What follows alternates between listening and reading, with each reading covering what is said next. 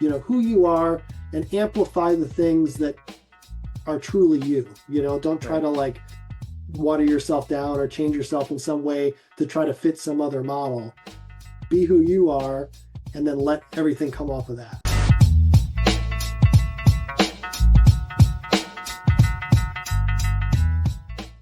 Most people live by default. Same thoughts, same patterns, same systems quietly running their life. Dan Abbate doesn't. He's an entrepreneur, an investor, a philosopher who has built, brought, improved, and sold companies worth over $100 million. But what makes him fascinating isn't just what he built, it's how he thinks. In this episode, we talk about authenticity, systems, decision-making, philosophy, business, health, and why the right structure creates freedom. Dan reminds us that you are not passive in your life. You are not stuck with the default systems. You can redesign it. And that idea may be the key to changing your business, your body, your pain, and your future. Dan Abbate, welcome to the Against the Herd podcast. Thank you. Thanks for having me on. Yeah, man. One of the things that really stood out from the first time I heard you speak is there are people that think, like most people go throughout their day and go out through their life kind of they just let life happen. Most Right. people think in a very similar way. I think the thing that stood out was the way you think about things. And we were talking right before this was I was looking at your website and I was like, oh man, this is has a very punkish rock vibe, even though it's Yeah. not related to punk music or rock. I'd love for you to share a little bit behind just kind of Yeah. the look, feel, brand of that. And I think it ties into this whole way of you approaching things. That's right. Yeah. I'm very observant and well done. Thank you for like, um, the best compliment you can give somebody is when someone who looks at something and then understands what they're trying to convey, right? So like Yeah. I appreciate that. So just to kind of like give like a summary, um, our website, clotinecapital.com, is our fund. So we're a private equity fund, multi-strategy fund that we invest in all kinds of different things, right? So the thing that is important to me as a person and then consequently as a business is that we ourselves are authentic to who we are as individuals and then as a group. And then our investors then are also encouraged to also be authentic to who they are, right? And like to be like whatever you're into, that's cool, right? Like that's the whole idea. We're very Gen X in that regard. Like everyone do their own thing and be cool, whatever, right?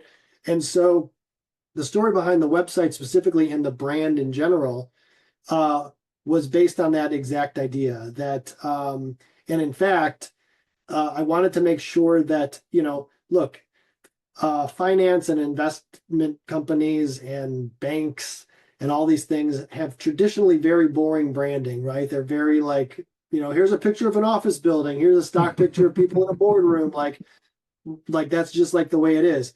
So it's not particularly difficult to stand out in that crowd from a brand perspective, because if you do anything that's not those boring things, then you can stand out. And so I like I do like music. I do like punk rock. I like EDM. I like all like actually lots of different genres and stuff. I have a tendency to like very quirky um, musicians and things like that.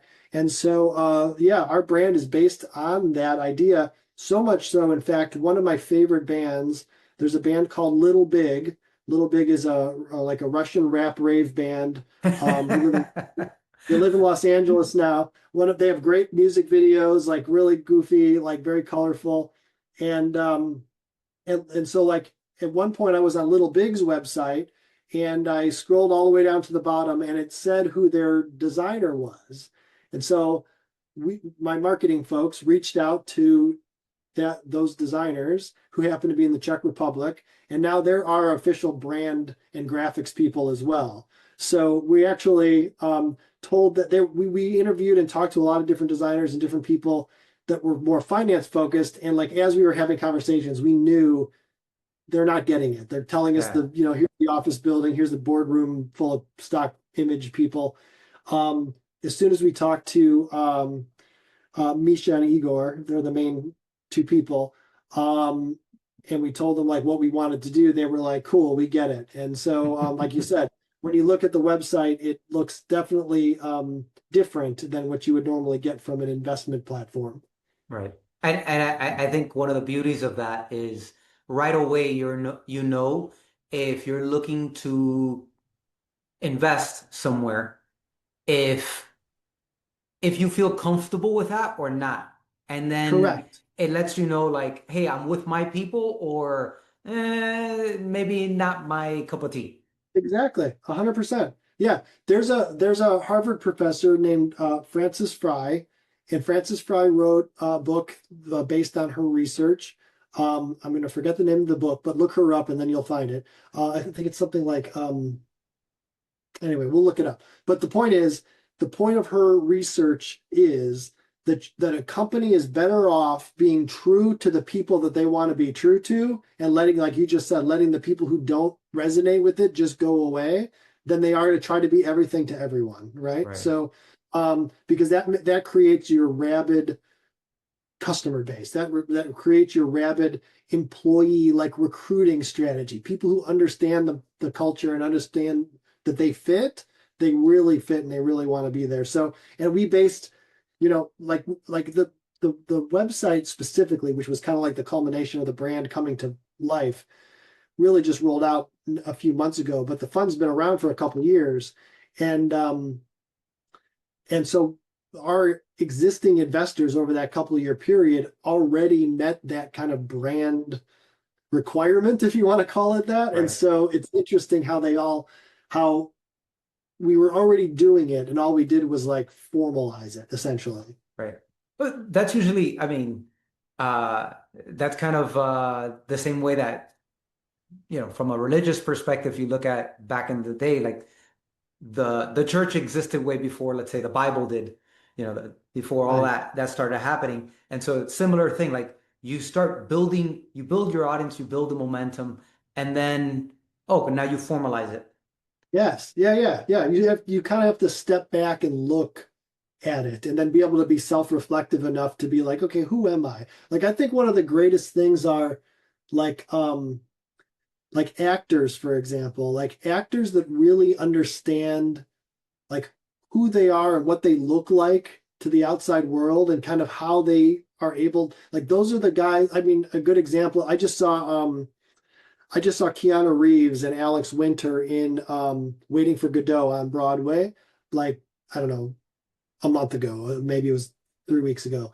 Um, and the great thing about like Keanu Reeves' career is that, is Keanu Reeves like the best actor in the world by No. like acting? No, right? He's not, right? But everybody loves Keanu for a couple different reasons, right? One is that his real life persona, which is probably based on who he really is as a person, is he's a nice guy, right? Like he's like everybody likes him. He looks out for people. He has this kind of like Zen way about him. So he's amplified that over his whole career, and that's meant a lot to a lot of people, right?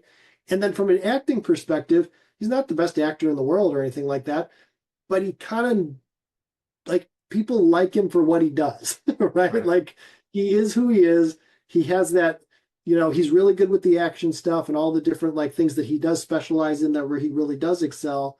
And he doesn't try to, I don't know, like not even try isn't the right word.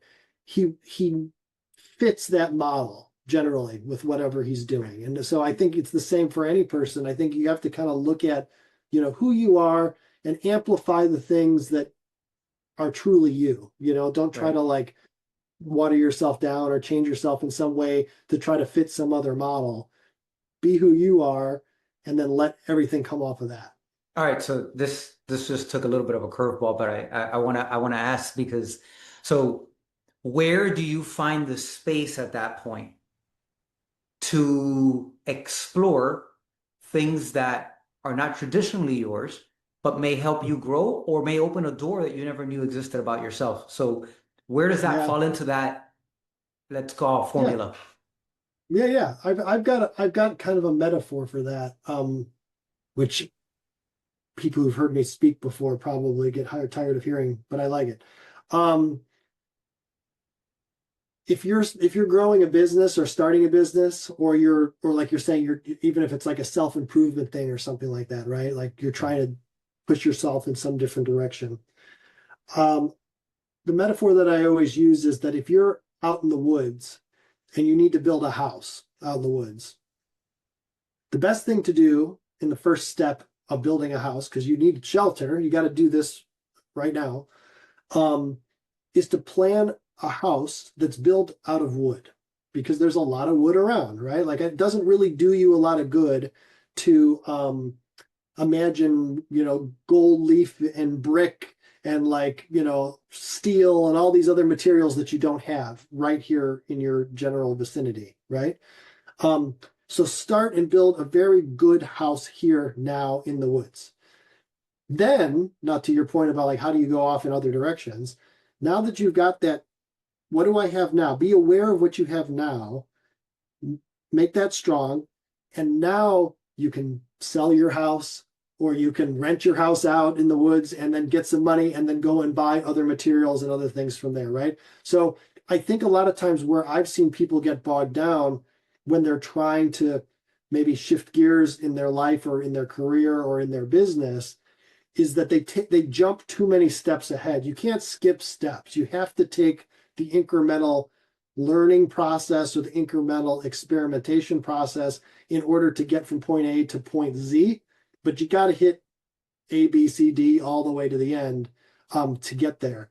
So I think whatever it is that you want to do, if you do want to experiment and go off in different directions, that's who you are. That's part of, like, that is you. It's not like it's not you or inauthentic to who you are.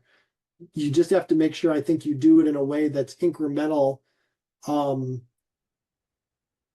because there's no other way to do it, frankly. When people try to jump too far ahead, like if I said, like, right now, just to use the acting example again, I'm going to win an Academy Award.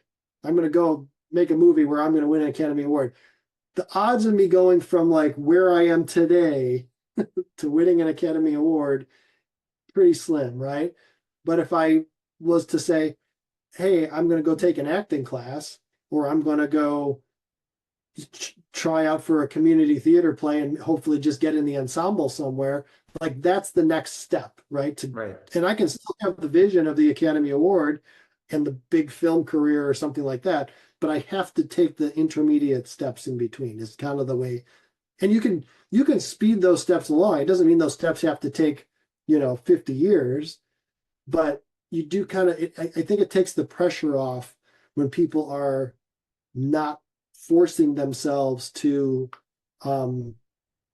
try to jump too far ahead. I think that's where the frustration comes, when it seems impossible because you're looking too far down the line, and can put your North Star out there, like know where you want to go, and then follow the path that zigzag your way there. Got it. By the way, it's a great, now that you talk about zigzag, that there's I forgot the actual name, but it's called, it's something like that, zigzag, I don't know, it's a red book. I can picture it. And it was like one of these things where, a lot of times the message of the book was, most people, instead of having a clear focus on what they got to do, they're like, oh, they pop over here, pop over there, pop all over the place. And so everything gets diluted. He goes, it's not that you can't try different things, but you can zigzag, but within the certain path. Don't start jumping out of the path all over the place, because you're not going to advance. And so that reminded me of what, Yes. of what you just said. That also speaks to like the idea of focus, and not getting distracted by shiny objects, or the question of, is this an opportunity or is this a distraction? Being able to stay focused to some degree. Like again, you want to be able to experiment and have fun and try different things and whatever. But if you're trying to move in a direction, you do have to be able to. And honestly, the strongest thing that I've found in terms of like being able to like grow myself and grow my business is the ability to say no to stuff. Because I genuinely have a personality that was like, yeah, let's do that. Like, yeah, cool. Sounds good. Let's do it. And I could spend my entire week on new, yeah, let's do it things, some of which may be valuable, probably most of which are not, based on where I want to go with myself. Right. And so being able to kind of filter out those opportunities is a skill in itself, for sure. I know that systems are an important part for you. Mhm. And when you think about success, like what role the systems play there? Because you talk about focus, and when I think focus, a system is a type of focus that Correct. keeps you consistent, right? I think that's also a big part of that, right? So, Yep. how early, as somebody who's, I would say, been very successful on many different fronts, like how early do you start setting up systems versus I, experimenting? I don't know. I don't know how else to ask it. yeah, good question. My feeling is that you should be thinking about systematizing immediately and as early as possible. Okay. Because if you don't and you pick up some momentum, like just again using business as an example, if your business picks up some momentum and you're not systems minded, but you start to become successful, it gets very difficult to do it on the fly as you're going. Like, right. So like now the train has already left the building and now you're trying to like play catch up and and then especially if you're scaling and growing and things are quote unquote good, it can be very difficult or impossible to replace the kind of schlock system that kind of default developed because you didn't work on it ahead of time with something new and good and whatever. It's very, very difficult. So from my perspective, like for example, when I started the fund, officially started, like I said, we launched it the summer of 23, but it had already been in development for probably 2 years before that in terms of legal accounting and all the stuff you got to do. Um, and the good move that I did for the first time in my career, which by the way, the Clotine Capital Fund is the first time I did it this um, regimented, was I didn't do anything in those early stages that I was not willing to wear that hat forever. So like a lot of times entrepreneurs do the thing where, hey, there's no one else to do it. So therefore to get it done, I'll just start doing it. And then they say, I'll just start doing the next thing. I'll just start doing the next thing. Well, I didn't do that. I knew what I wanted to do and I only did that. And I either paid somebody else to do the thing that needed to get done, or maybe it just wasn't that important. It didn't need to get done at that exact moment. And we can pick it up with somebody else later, further on in the process. And so consequently, what that made was by the time we launched in the summer of 23, everything was operating without me at that point. Like we already had the team. Like before we even started, the whole team was already in place and everything operated and worked and was very efficient at that point.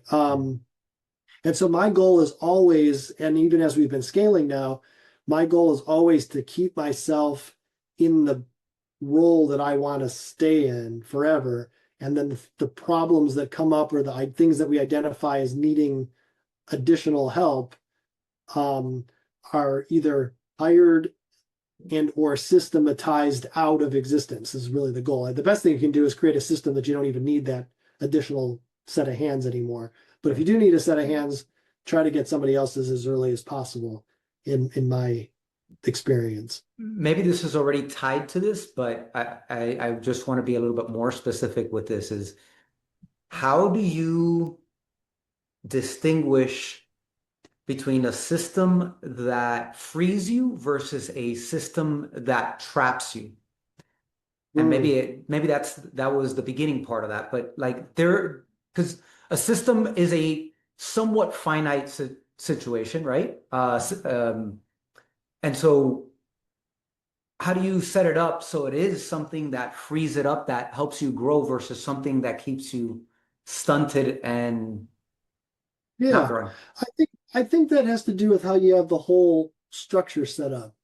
Like for example, in our case, and I'm dealing with this right now. Like literally this, I had a conversation earlier with our CIO, our Chief Investment Officer, right? And we're talking about what needs to be done organizationally on how to increase our investment inflows, right? So like that's always in this business, it's always about more dollars in and then properly deploying. Well, the properly deploying we're 100% good at. We can just keep doing that. So we always need to manage that constraint of more dollars coming in so we can grow. That's our business. Um, so what does that look like? So we have a structure currently that we've been operating under in terms of how we do that. We want to scale it and make it bigger and better. So what do we have to change in the system to do that? So I think the message there is, does the system trap you? It does if you don't have a method or a system or someone in charge of identifying when the system isn't working the way that you want it to work anymore, or you need to change something, and then that there's a change management process that you can then execute on any given system. Systems become when they become entrenched to the point where you can't change them for whatever reason because of internal cultural things or some sort of technical feature. Yeah, that's not great. But as long as you've got a built-in kind of change management system or somebody who's in charge of identifying things that aren't working and then has the authority to change them, that's kind of the name of the game there. But otherwise, I find that structural system process stuff actually is more freeing than not having it because it's about efficiency. It just creates efficiency, and efficiency gives you more time, which allows you to do more stuff. Right. It's interesting that you share this because I see so many parallels in my world, in the health world, and people just trying to either set up a system that actually frees them, that gives them more energy, more space, more time, and then the other ones that keeps them trapped in a dysfunction.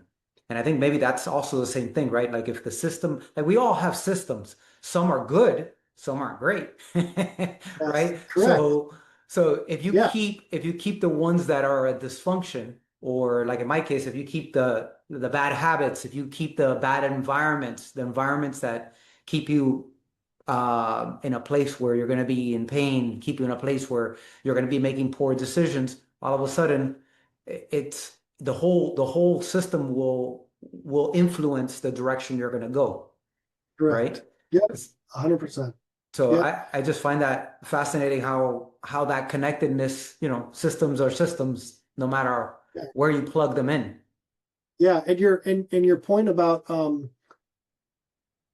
there's going to be there's going to be a system whether you default like you either get the default system or the one you planned, Yeah. right? So you can choose to just take the default one, which is what a lot of people do, right? And like in your case, and you were just saying about like in health or whatever, you know, you have to make an effort to create different health habits, Yeah. right? Like you've got to actually decide like, hey, this is where I'm trying to go. Here's how I'm gonna work out more or eat better or whatever the different things are. And then you have to physically like make a change. Because your default is probably not that. I mean, I guess if I was like super lucky or something, maybe I would have just like I just have to go out and run, you know, 5 miles a day just because I have to. But Right. but that's not my default setting. I have to actually make an effort to do that. So yeah, you have to be able to willingly identify, is this system getting me what I want? And if it's not, be willing to change it and then implement a new system. I think that that's actually one of the things that I feel like in hearing you speak is your ability to what's the word? Become aware of the systems that, let's say, are faulty and be Yep. intentional about creating it. How do you feel that people can become better at that? Like, number one, becoming aware of what their default is, and then number two, what the next best step is to start shifting it. What, by the I way, you think, can use the terminology of business or health, whatever, however yeah, you want to do it, I but think, I think the first step in someone identifying or like trying to make a change is to identify that they're not passive in their situation, whatever it is, business or health or whatever. You are not passive. You are active in it. You have control over it. You're not a victim. I think that's a big problem that some people run into. They just kind of like, well, that's my lot. That's what I got. It turned against me. Like they're like you have to believe that you have a choice in every outcome. Now, the choices that are presented to you and that are available may not all be good choices, but you get to choose how you want to behave and how you want to react to things. So I think once you realize that you can choose a new path, that's the first step in like making change or and also then identifying that it's your quote unquote, this is not the right term, but you identify then that it's your fault, right? Like, and fault has kind of a negative connotation, but in this context, I'm using it as like it's within your power. So even though your you're not responsibility. happy about, yes, exactly. It's within your ability to change something. Like you can make it better. If you believe that, then you can look internally and say, cool, what are the habits I'm doing now that are producing the result that I don't like? So how do I change those habits or how do I change those processes or whatever you want to call it?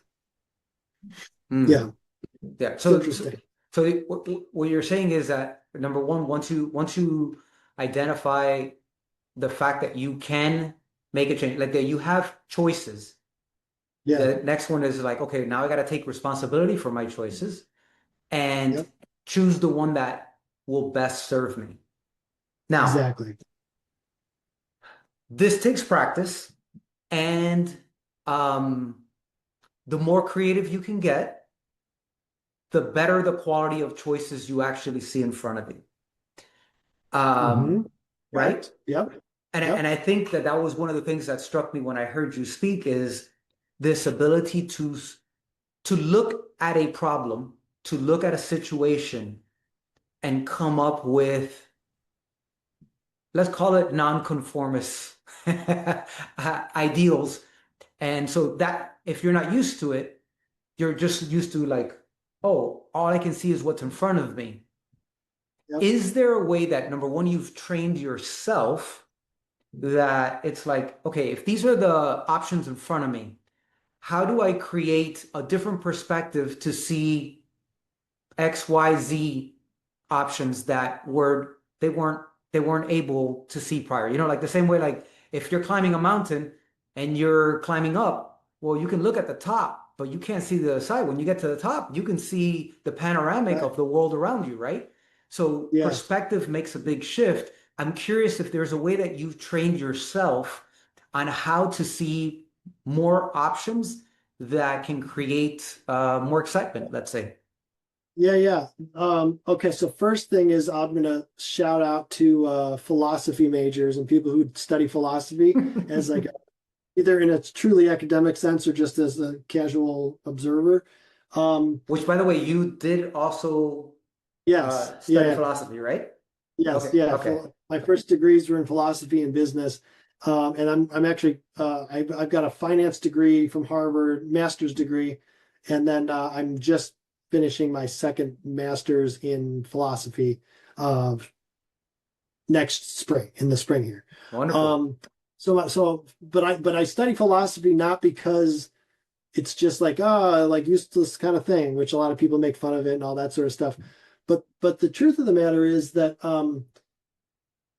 if you need to be able to look at things from every different angle and dig into stuff, right? So how do you do that? Well, practice is good, right? Like practice, like trying to look at things and like like do the unnecessary analysis. The thing that's great about philosophy is like in math tries to take formulas and make them more and more like efficient and small. E equals MC squared. Okay, that's cool. It's this little short little thing that Right. explains all these things, right? Um, Philosophy kind of does the opposite. Philosophy takes stuff that we just accept as like true and then pulls it apart into like a million different pieces. And then like you realize that the thing that you thought was just this one little thing is actually like all this other Right. stuff. So I think practicing that in all sorts of capacities and having thoughts and discussions about whatever is a good way to kind of practice and train your brain so that that way then when you apply it to yourself or to somebody you're looking at, which also, by the way, is another good way to kind of get those different perspectives. If you have trusted mentors or trusted advisors or people that can like help guide you based on, sometimes it doesn't even have to be on anything like, it could just be because they're literally not you. They can get a different perspective. Like, you know how Right. that is. You have a friend who's going through some sort of trouble and they can't figure out like what to do, but your perspective from the outside is like, well, this seems like a no-brainer. Like, I don't even know why this is a problem. Like, it seems so obvious, right? So, like, if you trust somebody to play that role for you and you can be open and vulnerable to them and be like, look, here's what I'm dealing with. This is what I'm trying to accomplish, and I'm not seeing other options, you know, having those conversations, not to say that every idea that someone else will give you is a good one, you should do it, but it might just give you more perspective on whatever it is you're trying to work through. Yeah. But by the way, I think, I mean, to your point, sometimes it's not that the idea or even what they're sharing is the valuable thing. It's the knowing that it's not the right thing, right? I remember growing up. So my dad had a construction company. He was a general contractor, and I mean, you're here in Florida, but in the summers when I was 13 years old, I would have to go to work with him in the construction site, and it was, between the heat and the mosquitoes and the digging trenches and carrying Yeah, plywood, I knew instantly like this is not the path I want to go down. I had to take yeah, out the trash every week, multiple times. I knew that I did not want to be a trash guy. I knew that I had to cut the lawn every week. I knew that I did not want to do that for my life. So instantly, I knocked out three options when I was deciding what I wanted to do just by knowing what I didn't want to do. Right. absolutely. And Yeah, so sometimes that counter is as valuable as the absolutely. thing. Right. Yeah, yeah. It And reminds me, it reminds me of our in our theater business, our whole business model. We were wildly successful in the theater world in Chicago. And what we essentially did was where another theater venue might produce like 3 to 5 different shows over the course of a year, we produce 150 wow. because we would know that just statistically, so many of them will just be like, yeah, they'll be there, your example of digging a trench or like stuff that you don't really want and didn't actually work, right? Right. But if you produce that many, you can then find your hits, find your wins, you know? So it's the same thing with any type of business where there's, or business, or again, relating it back to your personal stuff. If you try a bunch of things and you start to realize what you like, what you don't like, well, now you can cross that section off, right? And say, hey, I don't want to do that. Right. And those quote unquote failures or those times spent doing something that was like, nope, that doesn't get me in the direction I want to go, is one less thing that's an option, and you can just keep moving, right? What was the thing with Thomas Edison about, you know, I discovered 1,000 different ways in which the light bulb doesn't work, or Right. whatever. Exactly. Exactly. They did a study which I always found fascinating, and I think one of the things that I've taken to heart over the years, maybe to the detriment in some instances, but I think overall it's been a net positive, which is they had two classes, and I think it was an art class, and they were like, okay, you have you're gonna get graded on your best piece. And so you had one group that said, hey, I want you to work on your best piece, and that's what you're going to present. And then they had another group that said, hey, I want you to make 5 pieces every week. Exactly. And without fail, the group that produced 5 pieces every week ended up with the better best piece at the end of the year Yes, than that person that was ruminating on how to make that piece the best. exactly. And Yep. I think that there's a lot of value to putting in the reps because it will open doors and give you new perspectives that you never even knew were available Yep. to yourself. And the way I see it from a health perspective or understanding the body is when the nervous system is shot, like when you're in pain, well, it creates a pattern to keep you safe. And so what that pattern often looks like is it doesn't want to let you move. You tend to like stiffen up. You're like, hey, I don't want to do this. But if you actually Yep. want freedom again, you have to reset that pattern and you have to do it systematically, putting in the reps, letting the brain know it is safe to do this again. Right? Right. Yeah. That's actually like, well, let's talk about an actual practical example of that. Which and maybe you could give me some pointers or something. Let's do So it. my left shoulder, which I dislocated when I was like 15 years old, like dislocated, but it kind of popped in. So, but it Right. was messed up for like 3 weeks. It was sore, whatever. So ever since then, I've always kind of had to be a little bit careful with, like, if I was going to play volleyball, I can't like throw my arm back because it could like do something weird. And as I got older, it kind of got better. But anyway, I started doing CrossFit like, for like a year or whatever. And I didn't hurt it. I didn't do anything in particular that was like, oh my God, I hurt it. It's hurt. Like there was no specific event. But just like one day I woke up and it was kind of like that feeling of when I dislocated it originally, where all these muscles are all messed up. Like if I tried to move it anywhere, I had like major pain everywhere, da da da. And it's been like 4 or 5 months probably. And I gotten it down to that there's only one position where it's still kind of like locks up, to your point about like your body doesn't want you to go there Yeah. exactly. Um, and I haven't been able to get past that part yet. It seems like it's gone very, very slow. And now it's gotten to this point where it's like, I want full range of motion, not like 99% or 98%.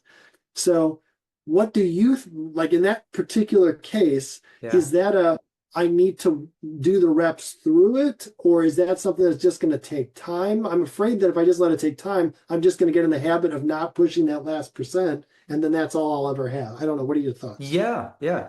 So before I answer that question, let me ask you this. Do you sleep on your side?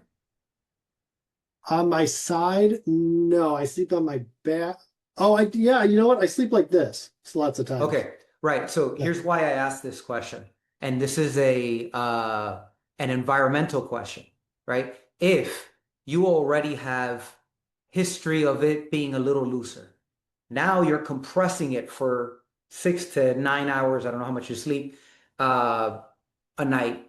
And now you're asking your body to go overhead or do anything where you're pressing, all of a sudden that joint itself is not moving the same way because it's not even Right. sitting in the right place.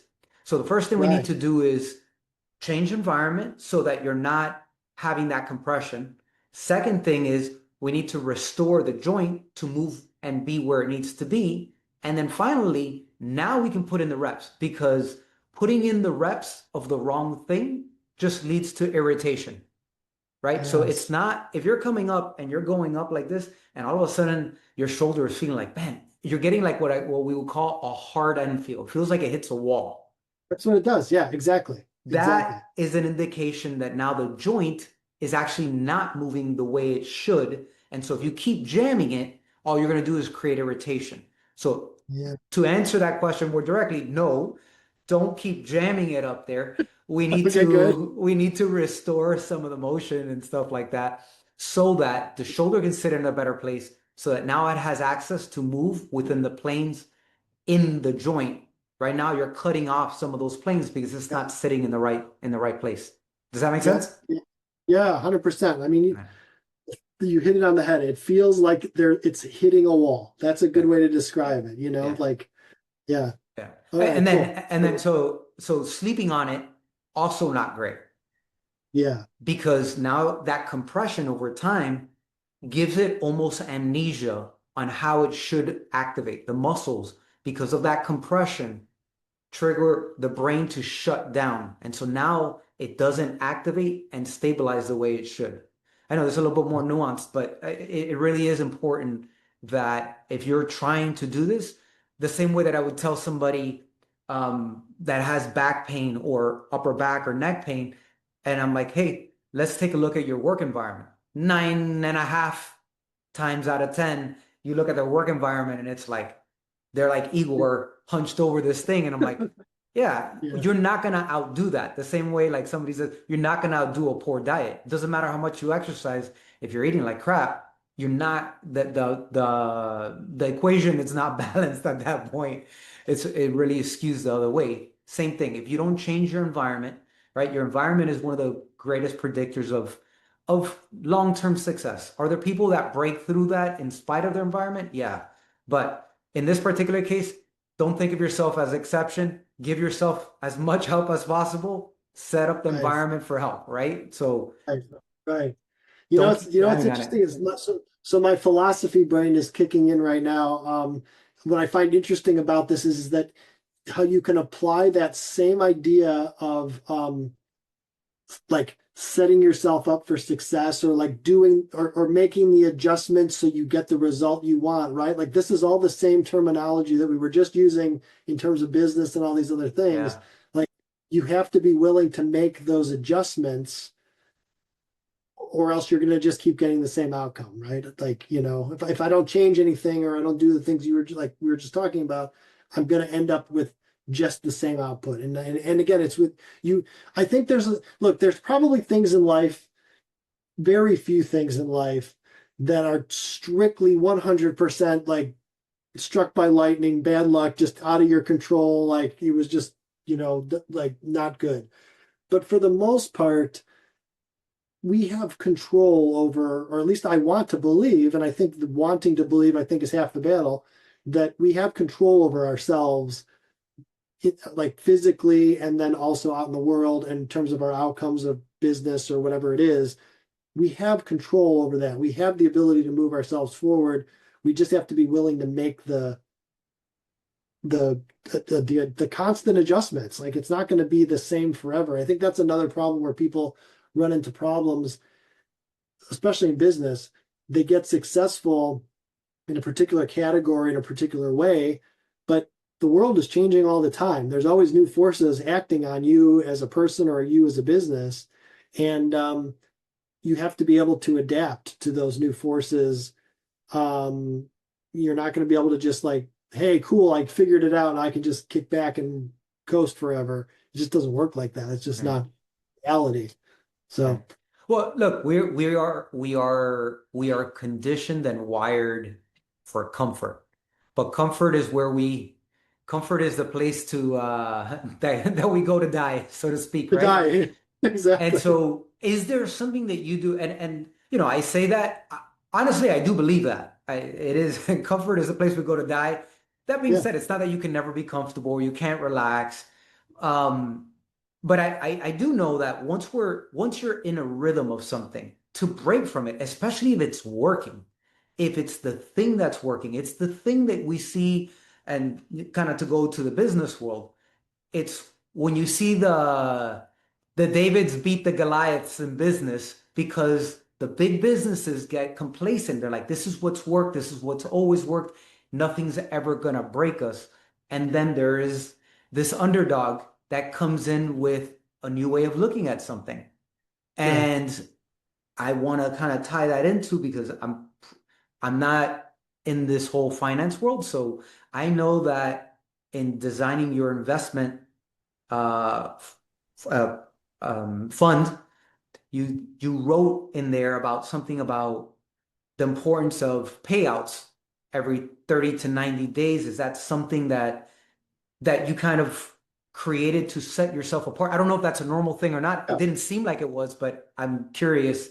Yeah. Yeah. Like, No, actually the basis for that is that I just personally as an investor like to be able to see returns. Yeah. I like to think of investing as a business, as if I'm an investor, and I like to be able to see, hey, I invested money and dollars start to come back. And so a lot of our investments do have cash flow associated with them.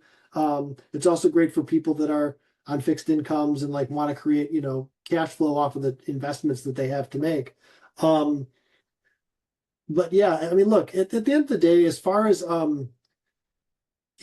in the investment world, like from an economics perspective, there's not going to be any particular like investment unless it's like super risky, super risky, or potentially a scam. If somebody's showing you some sort of crazy numbers with crazy returns or crazy possibilities of upside, there's very few scenarios in which that's true. It's a little bit like the case of my theater business, like I was saying, where, you know, we produced 150 plus different shows a year because we didn't know which one was going to be the hit. That's the economics of how things work. It's the same thing in investments. If you the one random thing, like let's call it Bitcoin back when it was multi pennies and that Yeah. was it, and now it's hundreds of thousands or at least over 100,000. Like that's a very rare circumstance. Like that, and also the other problem with Bitcoin or any situation like that, you bought it at a penny, you probably sold it at $1 because you thought you did really good, right? Right. Like you like the being buying it at a penny and holding it all the way to $100,000. That's going to be a very rare, not only opportunity, but a situation where nobody really rides it that far for the most part. There will be some examples. So my I guess my point with all of that is that it's all within your own ability to choose those different outcomes or whatever. Right. And then as far as it relates to investments, and like in our particular case, there's nothing maybe special about the offerings that we have. So, and because everybody's offering, I think maybe the most special thing is that we are an alternative investment fund with a very, to your point about Goliath, the Goliaths are offering and doing the same thing. The only difference is they have layers of bureaucracy and layers of stuff that is developed over hundreds of, at least 100 years in a lot of cases, where we don't. We're very efficient in terms of how we're set up. So the distance between the investor and where the money's actually deployed and producing the return is usually only one level kind of removed from Wow. each other. Where, with a big operating, investment bank or something like that, there could be 50 levels, there could be 100 levels. People don't really know where the money goes or how it actually produces income. So I think that's an important part and a differentiator for us, is that our investors literally know the guy who's deploying the money. Like that's the guy, that's Kurt, Right. Kurt, and then they understand his underwriting process. They understand what he's doing, as much or as little as they want to be able to do that. But it's a very clear path. So Right. I think it's that connection to people that makes us more unique than the actual output that we're producing. Now, because of that connection to people, we do generally produce better returns because we don't have those layers of bureaucracy which have to be paid for, right? So we can put more money back to the investors. So Well, yeah, yeah. good stuff. No, I think that speaks again to this idea of being a disruptor and being like in I think in a great way, right? Because I think often like it goes back to that comfort level. We get used to what we're used to until Yeah, enough people, the early adopters, early adopters say, hey, this is good enough for the rest of you guys as well, right? yes, And correct. Yeah, and I think that the fact that you've created that to start producing it. In other words, you've created a business that you want run the way, like in other words, you created the business that you would want to invest in, correct. Yeah, to work in. Like you took it upon yourself to make it like that. You're like, hey, I would like to know who's investing because I want to know if I can trust them. I want to understand their thought process. And so you've created that. It seems like you mentioned this, like, hey, one of the things that's important to me is that I want to see evidence that my investments are actually working, and I want them to literally be in my pocket, not just in the ether, right? Right. And Exactly. I think that speaks to the power of early wins, right? Early Yeah. wins create a structural root system of confidence, trust, Yep. and repeatability. And so the Yes. same way that you've set that up in your business, I think it's You're right. critical when you're trying to develop habits, when you're trying to optimize health, when you're trying to eliminate pain, is how do you get those early wins so that you can now lay those roots on this process that's actually reinforcing optimal health, pain elimination, optimizing energy, that kind of stuff. 100%. Yeah, the idea of early wins and tangible results um keeps you motivated, right? Yeah. Like I guess I don't have a long enough like view on investing or something. Like I've never been a like, here, take my money and like call me 8 to 10 years from now when the fund closes. I've just never been of that mindset. I Yeah. don't like that. It doesn't make sense to me. Um, I don't mind a couple of years, maybe. I think I can be comfortable with a couple of year picture, but for the most part, I like to put my money in and then like get a check the next month with some sort of return. Like even if it's a little bit, that's good. So That's good. yeah, Yeah, I yeah. get Wonderful. So look, I mean, we've talked about quite a few things. I think one of the things that, like I mentioned before, like your thought process, I think one of the things that's showing up is the impact that philosophy has had on your ability to zoom in and zoom out, contract and expand. And very yep, similar to like if you're doing a curl and you're contracting your bicep, you're expanding it in order to grow, in order to maximize anything, we need those shifts from contraction to expansion, from zooming yep. in, zooming out. Um, for anyone listening, what would be your, I guess, farewell message, like that you feel like would impact their ability to make better decisions in their life? Look, what jumps to mind all the time is that kind of what we talked about earlier. It's all within your power. It's all within your ability to make a change or your ability to um you're not a victim of circumstance, you're not a victim of whatever the situation is. It's all how you respond. I guess it's kind of a little bit of a stoic approach that the world happens and then you get to decide how you want to react to it. Things that you determine are good, you've decided are good, and things that are bad, you've decided are bad. It's all up to you. And so I think that's the most important. I try to live my life that way, and for the most part, that keeps me, pretty emotionally grounded and pretty happy most of the time. Even when things don't go, quote unquote, the way that I wanted them to go. But that's the question. You never really know. Hey, this thing didn't go the way I wanted it to go. But like we said earlier, then that kind of piggybacks to the next thing. And then maybe the next thing did go the way you wanted it to go, but that was only because the first thing happened that didn't go exactly the way you thought. Right. So it's all just it's all in your head. So why don't you just choose the things that are Yeah. make you feel positive and move you in the right direction?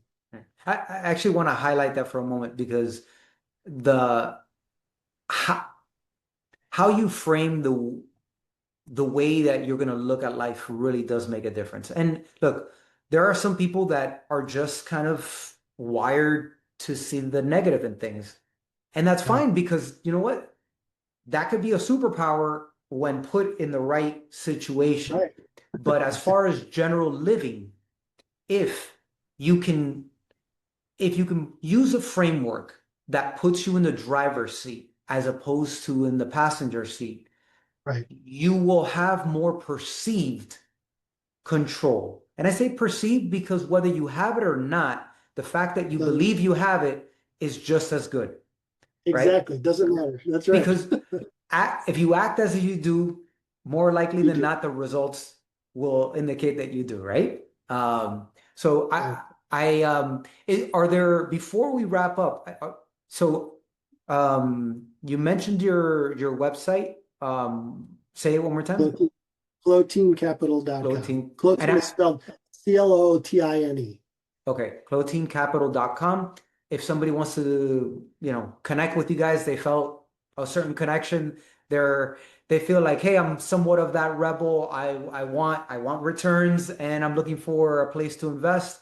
And Dan seems like a stand-up guy that I want that I want to at least have Yeah. another conversation with.